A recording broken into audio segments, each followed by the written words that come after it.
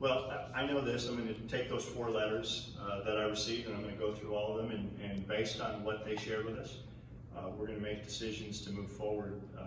If my relationship with Brian, I shared in previous conversations, we really do have personnel discussions. We really do have performance evaluations. I really do have conversations with Brian because of the fact that his dad is the head coach.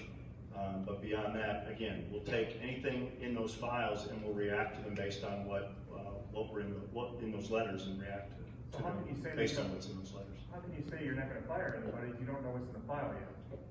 No, I've read the letters. I'm sorry, Mark. I've read the letters. If I gave that impression, I've seen the letters. Cool. I didn't know.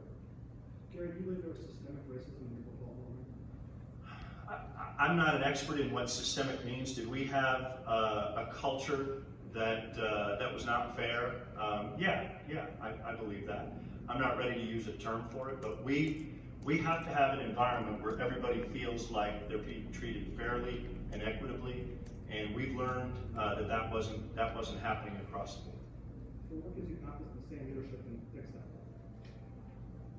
Good question, but again, as I've described before, I have had a chance to work with Kirk now for 15 years.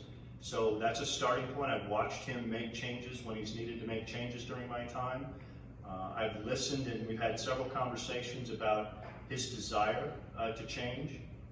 And so in this case, immediately took responsibility, immediately started working through and finding out, where we needed to head.